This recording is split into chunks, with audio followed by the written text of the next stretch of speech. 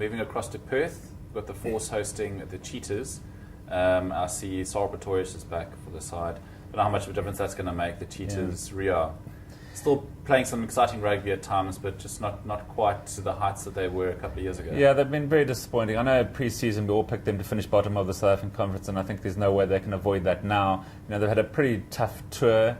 Been good in patches, but never really been able to sustain it for 40 minutes, let alone 80 minutes. Perth is the last stop en route home for a lot of South African teams on tour. So, it probably gives them the best chance of a victory on this tour. It really depends what Force side turns up. We saw the Force pretty competitive against both the Bulls and the Sharks while they were in South Africa, so they're certainly not to be underestimated.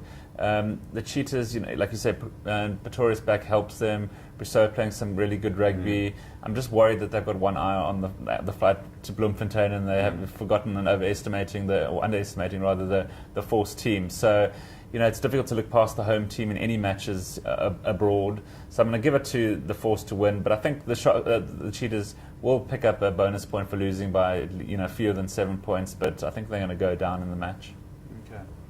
Rob, the two late games on Saturday, now it gets juicy. The Lions versus the Sharks at 3 o'clock. Now, the Lions are certainly a resurgent side, so they deserve a lot more attention, I guess, in our previews. But the Sharks, some serious problems down at Kings Park. How do you see that one going? You sort of think the Sharks are a big enough franchise to suddenly be able to sort of pull a rabbit out of a hat, but I'm afraid things are so woeful there at the moment that I don't see it happening. I'm actually going to. I'm always a sort of a reluctant sort of Lions fan, if you like, just because I always think they don't have that much in the way of depth. But what they do have is an amazing team spirit, and they have got a few young players who actually are starting to genuinely put their hands up for sort of potential Springbok squad selection and the like. So and you've also got with people like Whiteley and Tecklenburg, incredible work ethic among their loose forwards, and of course Warren Whiteley's leadership as well, never to be discounted. And some great props. Yeah, they have. And again, Redlinghuis is back this week. I know Tank was shouting his mouth off about him last year. Yeah, that's another thing Johan Ackermann does quite well, is he does, within the sort of confines of the sort of the quality that he's got in the side, he is nevertheless willing to sort of do a bit of, swapping of players to keep them fresh. So changing his tight heads, Ruan Dreyer now goes to the bench, Redlinghuis comes in for a start, keeps them both sort of on their toes, with this kind of not knowing who really is the top guy there, but it doesn't necessarily weaken them. And looking at the Sharks team, lots of disruption, lots of changes, of course, lots of suspensions. They've strengthened a little bit. Willem Alberts comes onto the bench, so he might give them a little bit of oomph in the second half, although he's always kind of always a bit of a sort of a hamstring injury waiting to happen, or a shoulder. He has been dogged by injuries throughout his career, and you're never quite sure how long he'll actually get into the mix for. But he might just give them a little bit of oomph in the second half. I suppose the one danger the Lions have is that fatigue might just be starting to set in. They had that grueling overseas tour where they got 3 wins, which was really great from a spirit point of view, but I think that they're starting to perhaps just lose the legs a little bit.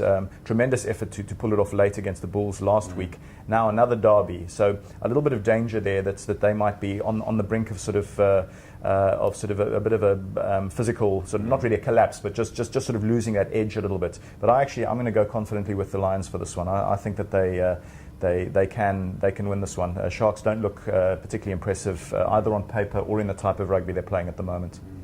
And Garen, interestingly, a new captain again, Wenzel. Yeah. Is that an indication that there really is just a lack of leadership down there? Well, I think all their captains have been banned and suspended, so they had to find somebody. So I believe it is sort of between him and Kenkowski. I'm not sure who's actually better.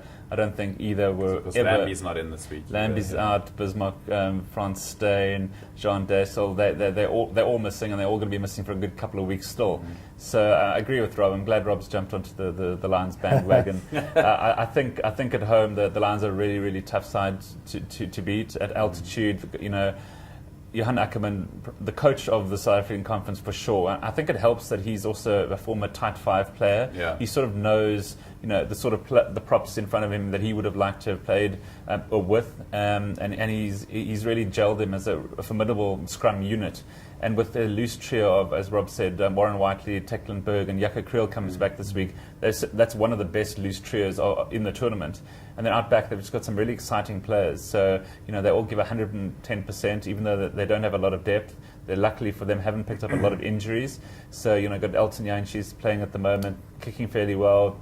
He's up against Fred Zalinger, who, there's a bit of a gap in talent between him and Pat Lambie. So the Sharks are really, really struggling.